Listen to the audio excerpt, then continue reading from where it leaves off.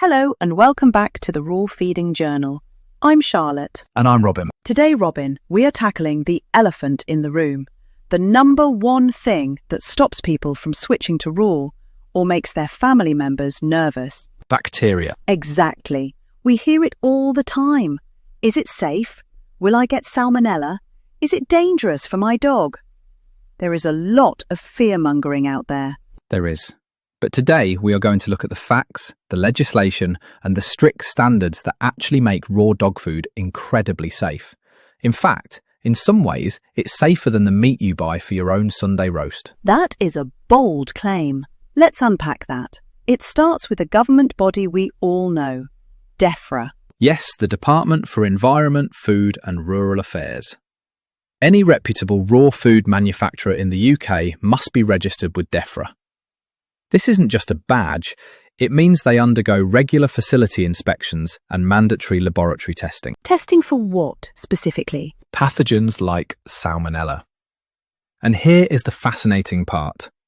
Legislation for commercial raw dog food is actually stricter regarding Salmonella than it is for human-grade meat in the supermarket. Why is that? Because the assumption is that you will cook your chicken breast or your mince, which kills the bacteria.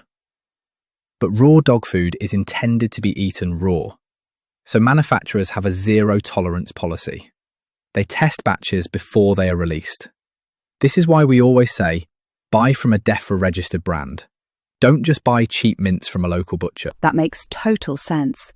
So the food is tested, but what about the journey it takes to get to us? This is called cold chain management. A good supplier takes this incredibly seriously.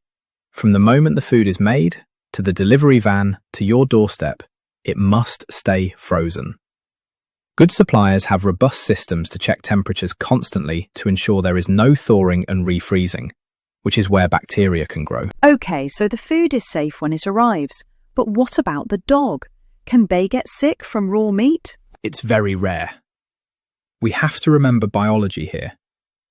A dog's stomach is highly acidic, about 10 times more acidic than a human's.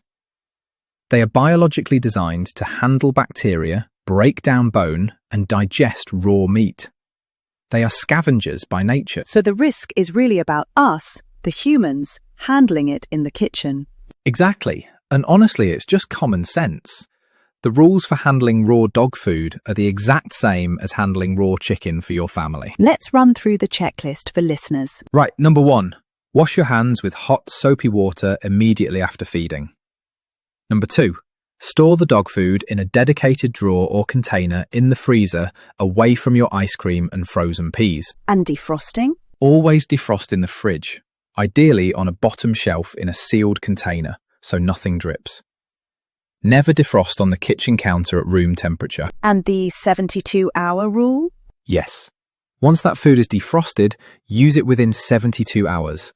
If it hasn't been eaten by then, discard it. Don't risk it. It sounds simple when you put it like that. It is. It's about hygiene, not fear. We also have FEDIAF guidelines in Europe, which ensure the packaging is safe and the labelling is transparent. You should be able to trace every ingredient back to its source. So, if you buy from a reputable registered supplier and wash your hands, you really have nothing to worry about. Absolutely. You get the peace of mind knowing exactly what is in the bowl. No fillers, no nasties, and the confidence that it has been tested to high standards. Perfect. Safe, simple, and nutritious. Thanks for clearing that up, Robin. Anytime. Thanks for listening to the Raw Feeding Journal.